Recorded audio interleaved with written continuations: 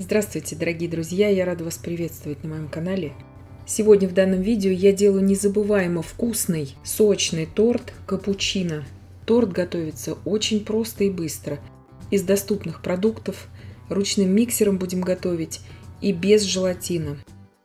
Торт получается очень сочным, очень эффектным в разрезе. И справится с приготовлением данного торта даже новичок. Итак, для бисквита мне понадобится 220 грамм муки, 40 грамм какао-порошка и 10 грамм разрыхлителя. Все это я сейчас перемешиваю и отставляю пока в сторону. 4 яйца комнатной температуры среднего размера, весом без скорлупы яйца примерно каждое по 50 грамм. Щепотка соли, 16 грамм ванильного сахара. Взбиваю сейчас в состоянии пены и добавляю туда 180 грамм сахара. Яичную смесь я буду взбивать примерно 3-4 минуты. Больше здесь взбивать не имеет смысла. Добавляю также туда 100 грамм растительного масла без запаха и 100 миллилитров молока комнатной температуры. Все это просто перемешиваю, ничего здесь долго не взбиваю. И сразу ввожу туда сухую смесь. Духовка у меня уже разогрета на 170 градусов Цельсия. Перемешивать буду просто миксером. Вмешивать лопаткой ничего здесь не нужно. Тесто очень простое. Тесто будет жидковатым таким на вид. Это нормально, это так и должно быть. Форма здесь у меня для выпекания 28 на 18 сантиметров, прямоугольная. Заливаю сразу все тесто. Также можете брать круглую форму для выпечки 26 сантиметров в диаметре. Выпекать буду примерно 35 минут при температуре 170 градусов Цельсия без конвекции на режиме верх-низ. Духовку во время выпекания, конечно же, не открываем. В заранее разогретой духовке, естественно, выпекать будем. Корж у меня испекся. Как только он у меня остыл до такого состояния, что я могу дотрагиваться до формы, я сразу же извлекаю его из формы. Ничего здесь не жду. Корж получается ровным, неприхотливый очень корж такой в выпекании.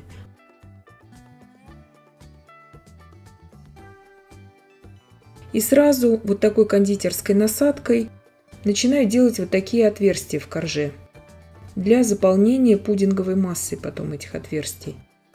Это нужно сделать сразу. Можете дать полностью остыть этому коржу, можете дать ему постоять даже в холодильнике на следующий день это делать. Но лучше, конечно, это делать сразу, чтобы корж был необыкновенно нежным.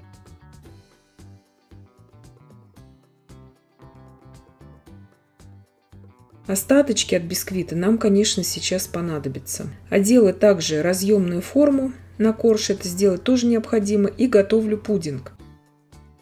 350 мл молока я довожу до кипения. 90 грамм сахара, 8 грамм ванильного сахара и 35 грамм кукурузного крахмала. Перемешиваю сейчас все это. Лучше всего смешивать это именно в сухой смеси сахар и крахмал, тогда не будет комочков. 150 мл молока холодного или охлажденного. Добавляю туда всю сухую смесь, перемешиваю. Вот таким образом лучше всего крахмал разойдется в массе. 1 столовая ложка с горкой растворимого кофе. Кофе берите качественный, ароматный. 1 яйцо весом примерно по 50 грамм средней категории. Добавляю также туда, разбиваю его в меланж и добавляю.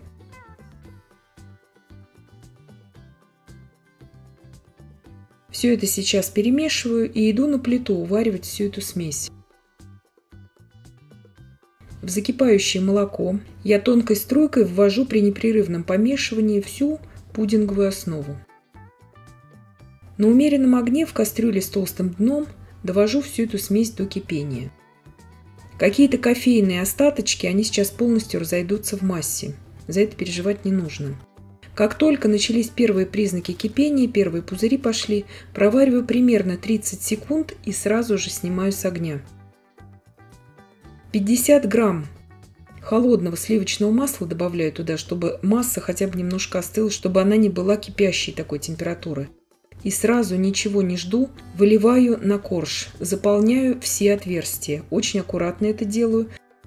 Поэтому и выливаем еще горячую массу, чтобы она была подвижная, потому что потом она будет уже неподвижной, ее будет распределять очень трудно. Поэтому корж обязательно нужно приготовить заранее. Если вы захотите этот пудинг сделать не кофейным, а шоколадным, не нужно заменять здесь кофе на какао. Какао здесь разжижит этот пудинг. Нужно брать в этом случае во время введения сливочного масла, ввести в эту основу также от 25 до 50 грамм темного шоколада. Это по вкусу, по-вашему. И вот тогда будет устойчивая, хорошая основа.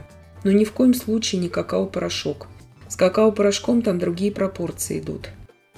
Сейчас сразу, как только заполнили все отверстия, шпателем разравниваем поверхность, где останется немножко пудинга. Ничего здесь ждать нельзя, потому что пудинг схватывается мгновенно. Ставлю сейчас в холодильник на пару часов и накрываю эту массу пищевой пленкой в контакт.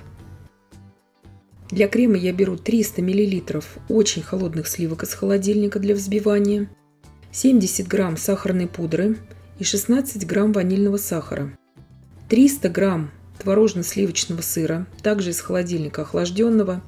И все это взбиваю сейчас до получения устойчивой массы.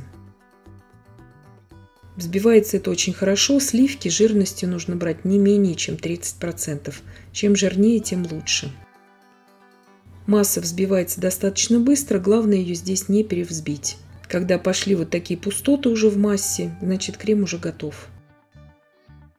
Сейчас половину массы я отделяю и наполняю ей кондитерский мешок уже с кондитерской насадкой. А в другую половину я добавлю остаточки бисквита. Измельчаю просто вот так руками. Они очень нежные, очень такие еще мягкие эти остатки, поэтому руками разойдутся очень хорошо. Вмешиваю в другую половину массы. Если вы захотите на данном этапе еще добавить кофе, вы можете 1 чайную ложку кофе развести в 1 столовой ложке сливок и вмешать просто в эту смесь. Она не разжижится, потому что бисквитная крошка очень хорошо держит всегда любой крем. Пудинговая основа очень хорошо застыла. Выкладываю крем с крошкой. Будет очень вкусно, необыкновенно нежно и красиво смотреться в разрезе. Все это разравниваю. Когда разровняла, сразу снимаю форму для выпечки. Ничего здесь не жду, потому что крем устойчивый, крем холодный. Ничего ждать здесь не нужно. У всех продукты разные, поэтому если вы сомневаетесь в устойчивости крема без холодильника, вы можете убрать этот торт уже с этим кремом, отсадив завитки сверху на пару часов в холодильник, а потом уже извлекать это все из формы. Так тоже можно сделать. Насадка здесь кондитерская у меня 2D. И отсаживаю вот такие вот незамысловатые завитки. Тортик и внешне красивый, в разрезе получается. Торт минимум на 15 порций, то есть торт на большую компанию. И готовится, как вы видите, предельно просто и быстро. Если вам не подходит крем на сливках и на творожно-сливочном сыре, вы, конечно, можете его заменить на любой заварной крем из плейлиста на моем канале «Рецепты кремов». Пройдите и выберите для себя подходящий крем, более бюджетный, который готовится очень просто и быстро. Сейчас посыпаю какао-порошком. Какао-порошок у меня здесь обычный, не алкализованный. Беру здесь двойное сито, чтобы какао более равномерно распределялось по крему. Разрезать такой торт с пудинговой начинкой лучше горячим сухим ножом. Можно и холодным ножом, конечно, разрезать, но пудинговую массу всегда лучше горячим ножом разрезать. Торт получается незабываемо вкусным и сочным.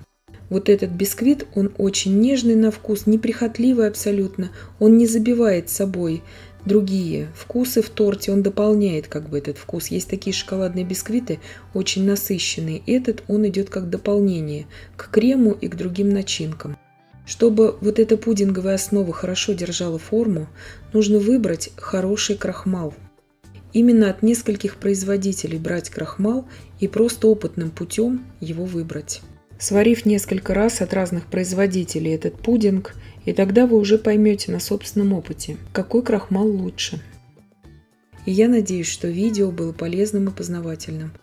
Подписывайтесь на мой канал, ставьте лайки, пишите комментарии. Я всем желаю больших успехов и до встречи в новых видео.